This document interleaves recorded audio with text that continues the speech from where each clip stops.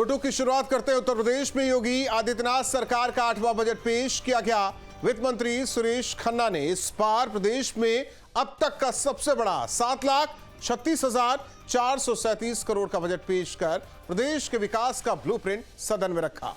Budget में सबसे ज्यादा फोकस धार्मिक क्षेत्रों के विकास और पर्यटन पर रहा। इसके अलावा 24,000 करोड़ रुपए की नई योजनाएं लाई गई। किसानों, महिला और युवाओं के लिए भी बजट के पिटारे में कई सौगातें थी।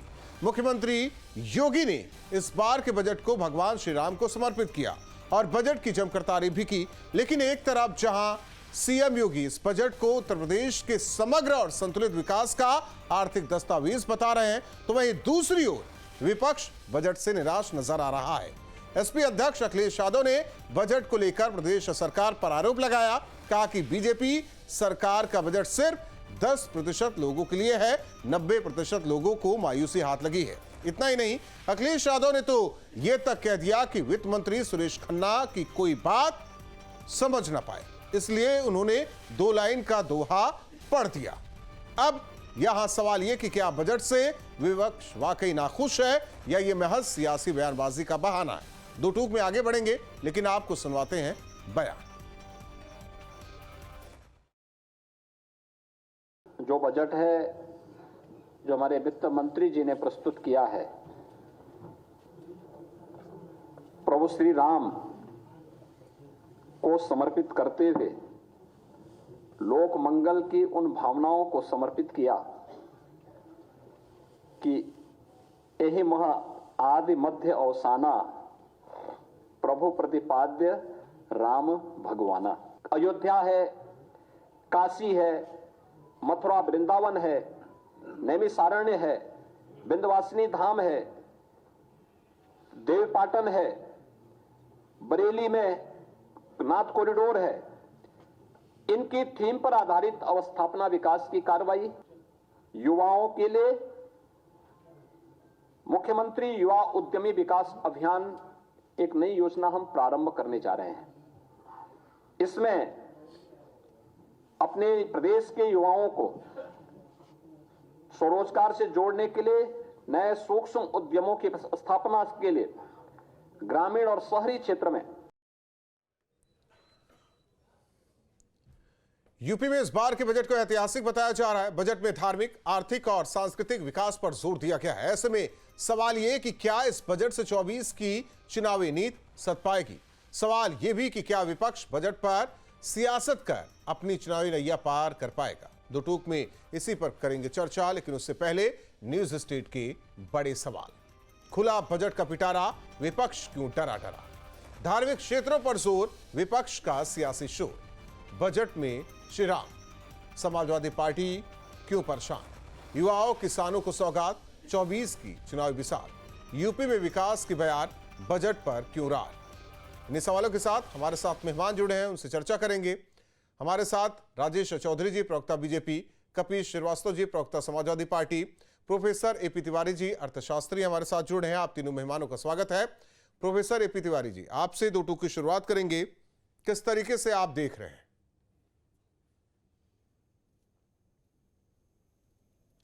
देखिए, यह बजट जहाँ तक बजटीय गणित का सवाल है, और ये बड़ा सवाल होता है किसी भी बजट के लिए, राजकोषीय संतुलन को साधता हुआ बजट है।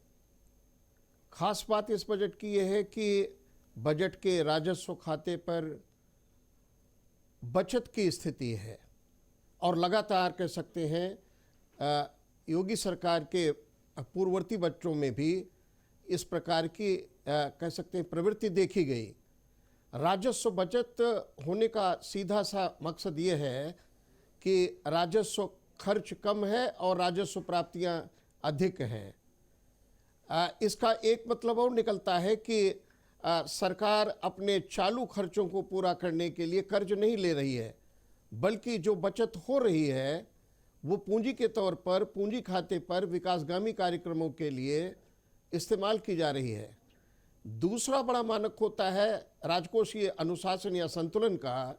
राजकोषीय घाटा जीएसडीपी अनुपात वो 3.46% पर टांगा गया है। ये जो मानक है राजकोषीय घाटे को रखने के, चाहे वो FRBM एक्ट के अनुसार हो या वित्त आयोग के मानक या भारत सरकार के वित्त मंत्रालय के, उनसे भी कम है। अब ऐसे में ये देखना आवश्यक हो जाता है कि बजट का जो केंद्रीय फोकस है वो किस पर है। केंद्रीय फोकस गांव, गरीब, किसान, महिला और युवा, ये पूर्ववर्ती बजटों के अलग अलग जो योगी सरकार के बजट रहे हैं उनमें फोकस भी रहा है। और जैसा हम सभी जान रहे हैं कि ये बात कही जा रही है कि इस बजट का जो फोकस है या इस बजट का जो ध्येय वाक्य है वो भगवान श्री राम को समर्पित है। अभिप्राय बहुत साफ है कि योगी सरकार लगातार विकास को आगे बढ़ाना चाहती है सूबे के, और इसके लिए इंफ्रास्ट्रक्चर लेड ग्रोथ पर फोकस है। अवस्थापना सुविधाओं का विकास, सड़क, प्रोफेसर AP तिवारी जी, कह सकते हैं पुल है, अयोध्या, मथुरा, एक्सप्रेसवे काशी, है, प्रयाग हवाई यानी अड्डे कि हैं, जो महाकुंभ इनका 25 विकास। में सवाल इसे लेकर है कि उत्तर प्रदेश का विकास क्या धार्मिक स्थलों को एक तरफ रखकर हम कर सकते हैं?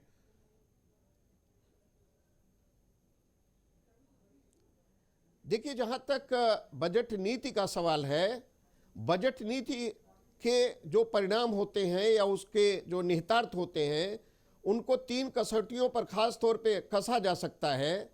पहला ये कि उत्पादन में वृद्धि हो, अर्थात विकास की दर बढ़े। दूसरा ये कि वितरणात्मक न्याय हो, अर्थात जो बजटीय प्रावधान है वो किन लक्षित समूहों के लिए रखे गए हैं या उनके उत्थान और कल्याण के लिए रखे गए हैं। और तीसरा मूल कारक होता है कसौटी के तौर पे कि क्या बजट की दृष्टि अल्पकालिक है, तात्कालिक है या दीर्घकालिक है। मेरा मानना है कि केंद्र सरकार के अंतरिम बजट के दूरगामी परिप्रेक्ष्य को ही ध्यान में रखते हुए ठीक, उत्तर प्रदेश सरकार भी अपने बजट का केंद्रीय फोकस बनाए हुए है। कपिल जी, क्योंकि $1 ट्रिलियन के बराबर के विकास के लक्ष्य को हासिल करने के लिए उसी तरह बजट में प्रावधान ठीक है, किए गए प्रोफेसर हैं। AP तिवारी तो जी, जहां तक इंफ्रास्ट्रक्चर का कपिल विकास है, श्रीवास्तव जी को यदि सुन लेते हैं। धार्मिक आध्यात्मिक केंद्रों का विकास होता है। विपक्षी दल से हैं, समाजवादी पार्टी के प्रवक्ता हैं, उन्हें सुनना जरूरी है। कपिल जी। राहुल भाई, सबसे पहली बात ये जरूर कह सकते हैं कि हम समझते हैं आजाद भारत में जब से सरकारें बजट प्रस्तुत करती रही हैं वो सब ईश्वर को ही समर्पित रही, लेकिन ये बजट तो एकदम ही ईश्वर को समर्पित नहीं। इस वजह से नहीं है कि ईश्वर अंश जीव अविनाशी चेतन अमल सहज सुग्रह, आप 80% गरीब तबकों के लिए ये बजट लेकर के आए ही नहीं हैं। आप अपने उन चंनिंदे मित्रों के लिए लाए हैं जो पर्यटन के क्षेत्र में कुछ अपने आप को इस्टेब्लिश करेंगे। और मैं एक दूसरी चीज आपको कह दूं कि जो ये 7,50,000 करोड़ रुपए का बजट लेकर के आ रहे हैं, इसका जो बजट का दायरा है वो केवल 6% ही आगे बढ़ा है। यानी कि 6,90,000 करोड़ का जो पूर्वत बजट था उस बजट से बढ़ाते हुए इन्होंने किया है। यानी कि कुल परियोजना इन्होंने करीब 42 हजार करोड़ रुपए की आगे बढ़ाने का काम। ये भी आपको बता दें कि जो इनका बजट था पिछला, उसका मात्र 76% ही इन्होंने खर्च किया। यानी 6,90,000 करोड़ रुपए का बजट तो दिखाया था पिछले साल भी, बड़ा ऐतिहासिक बजट है, बहुत ऐतिहासिक बजट है, और खर्चा कितना किया? 76%।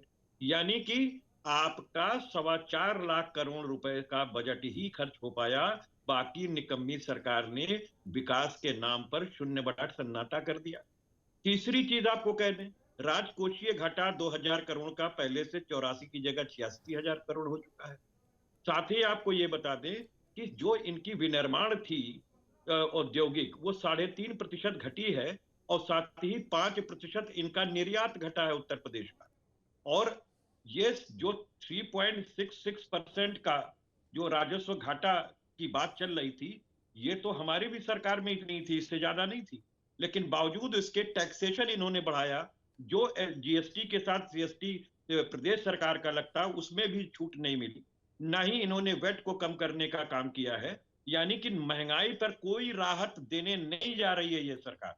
किसानों के लिए कोई सब्सिडी की व्यवस्था अतिरिक्त नहीं की गई है, केवल एकमात्र 500 रुपए हमारे उन बहनों के लिए बढ़ाया गया जिनको पहले 500 मिलते थे, अब 1000 रुपए मिलेंगे।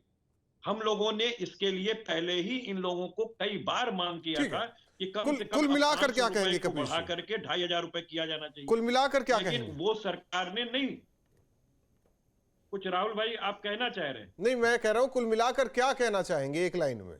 मैं सीधी बात आपको ये कह रहा हूं कि ये बजट गरीबों के विरुद्ध है, ये महिलाओं के विरुद्ध है, ये अल्पसंख्यकों के विरुद्ध है। इसमें कोई ऐसा दृष्टिकोण नहीं दिखाई दे रहा है कि जिससे महंगाई कम हो जाए, जिसके ठीक। बेरोजगारी कम राजेश हो जाए। चौधरी जी, और सबसे जो बड़ी सवाल बात, है कपीश जी सबसे के, बड़ी बात, इन्होंने बिजली के ऊपर जो है वो 3% अपना बजट घटाने का काम किया है। यानी कि अभी ठीक तक है, आप तो सुन ये लेते 7 हैं वर्षों कपीश में जी। कोई बिजली राजेश घर नया चौधरी जी, बनाए नहीं, राजेश कोई जी, केंद्र से नया बिजली खरीदे नहीं, राजेश और जी, 3% उस पर भी बजट राहुल ये कम जी, कर रहे हैं। राहुल जी, मैं कपीश भाई को भी सुन रहा था और आपके दूसरे जो वक्ता बैठे उनको भी सुन रहा था, और बात हो रही थी कि बजट राम को समर्पित है, धर्म को समर्पित है। वास्तव में उत्तर प्रदेश की भूमि तो धर्म की भूमि है, ये मर्यादा पुरुषोत्तम राम की भूमि है, ये योगी राज कृष्ण की भूमि है, ये भोले बाबा की भूमि है, ये विंध्यवासिनी मैया की भूमि है, ये नैमिषारण्य की भूमि है। ये तो धार्मिक भूमि है ही। इसका जो मूल स्वरूप है उसका विकास उसी तरह से होना ही चाहिए। दुनिया में कहीं रहने वाला कोई भारतीय होगा या अन्य किसी देश का व्यक्ति होगा, जब अयोध्या आता है तो वो देखना चाहता था कि अयोध्या उसी रूप में होनी चाहिए जो भगवान राम की नगरी होती थी। मथुरा वृंदावन का विकास उसी तरह से होना चाहिए जैसे ब्रज पूर्व में होता था। तो इस सरकार ने धर्म को, अपनी सांस्कृतिक विरासत को आगे बढ़ाने के लिए, ये हमारी पहचान है, ये हमारी आत्मा है, ये हमारे जीवन पद्धति है, और ये सबकी है, चाहे वो किसी धर्म को मानने वाला हो, जरूरी नहीं हिंदू हो। सब तो इस देश के रहने वाले हिंदू ही हैं, कुछ परिवर्तित हो गए, कुछ नहीं हुए।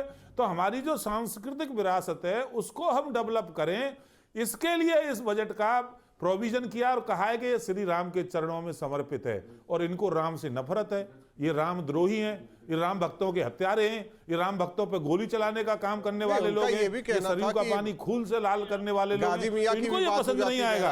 और पर मैं कहूंगा, मैं आ रहा हूँ उस विषय पे, देवा शरीफ की भी बात हो जाती है, मैं उस विषय पे आ रहा हूँ, मैं आ रहा हूँ उस विषय पे। देखिए इस बजट में सर्व शिक्षा अभियान के लिए 21,300 करोड़ रुपया दिया गया है, और इसमें जल जीवन मिशन के लिए 22,000 करोड़ रुपया दिया गया है। इस बजट में मनरेगा के लिए 5,500 करोड़ रुपया दिया गया है। इसमें राष्ट्रीय आजीविका मिशन के लिए 3,695 करोड़ रुपया दिया गया है। इस बजट में पीएम ग्राम सड़क योजना के लिए 3,668 करोड़ दिया गया है।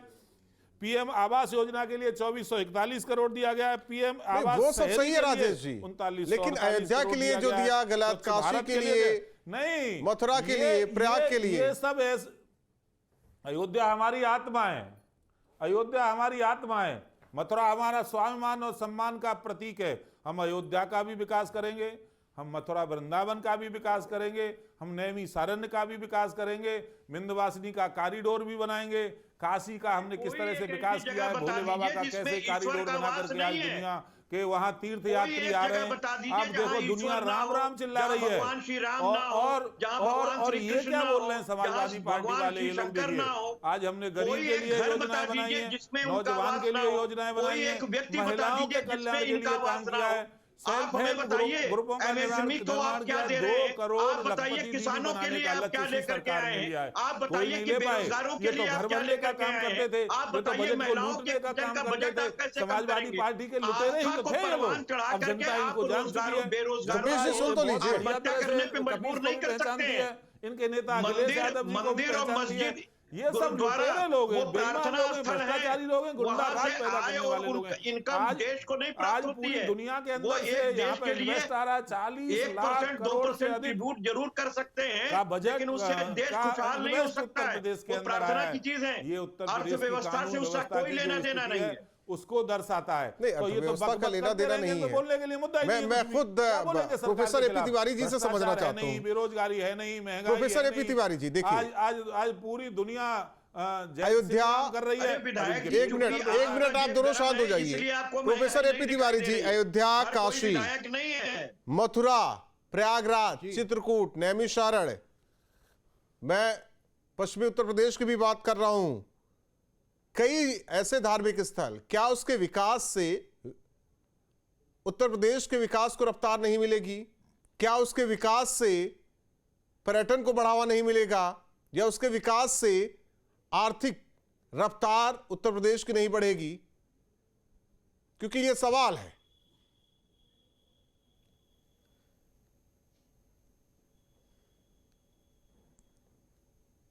हेलो, हाँ, आवाज आ रही है प्रोफेसर एपी तिवारी जी? जी नहीं, तिवारी हाँ, जी अब आ से रही- मेरा भी प्रश्न है कि क्या पर्यटन जो है देश की या उत्तर प्रदेश की नहीं। जीडीपी में कितना ट्रिब्यूट करता रहा है और कितना करेगा, इसका क्या कोई मानक बनाया है उत्तर प्रदेश सरकार ने? अब समझ लीजिए जो ना उन्होंने ये प्रोफेसर लोकेट किया प्रोफेसर है, एपी तिवारी जी से उससे समझ पर्यटन लीजिए को कपीश कितना जी। बढ़ावा मिलेगा कि कपीश जी, जीडीपी में सुन तो ऐसा लीजिए। कर सकेंगे। हो जाएगा। सुन तो लीजिए एक राहुल मिनट, जी, राजेश चौधरी जी, राजेश चौधरी जी, देखिए मैं राहुल जी, किसी देखिए कि अभी इस पर आगे बात आप दोनों से करेंगे, लेकिन जो सवाल है कपीश जी, सुन तो राहुल लीजिए। जी, प्रोफेसर एपी तिवारी जी,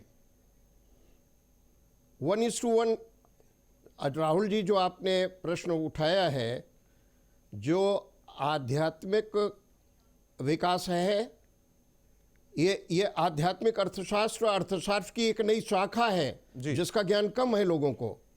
अस्मिता अर्थशास्त्र भी अर्थशास्त्र की एक शाखा है जिस पर शोध करने के लिए दुनिया में इकोनॉमिक्स का नोबेल प्राइज भी दिया गया है। जो राजकोष के सिद्धांत हैं, जो राजकोषीय गणित है, उसके नियम बहुत निष्ठुर होते हैं। अवस्थापना विकास यदि आध्यात्मिक केंद्रों पर फोकस कर रहा है, तब उसके भी विकास के लिए वही परिणाम होते हैं जो अन्य स्थलों के लिए होते हैं। लेकिन ये बड़ी महत्वपूर्ण बात है, एक शायद यहाँ चर्चा में बीच में बात आ रही थी कि मंदिरों का क्या योगदान है जीडीपी में। 2.5% योगदान राष्ट्रीय स्तर पर मंदिरों का हुआ करता था, जो मोदी सरकार के आने के बाद अध्ययन बताते हैं 2 गुना हो गया है। पर्यटन को अगर लें तो पर्यटन का जो अनुपात था वो लगभग 8% योगदान हुआ करता था, जो वर्तमान में लगभग 20% हो चुका है। ऐसे में ये कहना गलत है कि अवस्थापना सुविधाओं का विकास यदि धार्मिक स्थलों पर होता है तो वो विकासगामी नहीं होता। किस किताब में आपने पढ़ा है? कपीश जी को दस्तावेज चाहिए। कुछ नहीं करेंगे इसके अलावा। एक और महत्वपूर्ण राहुल जी, यदि मुझे बोलने का अवसर दिया जाए तो जहां तक विकास का संबंध है, यदि उन क्षेत्रों का विकास होता है जहां पहले से विकास कम हुआ है, तो इससे अंतर क्षेत्रीय विषमताएं भी कम होती हैं। जैसे यदि पूर्वांचल के विकास को लिया जाए, पूर्वांचल में ही अयोध्या आता है।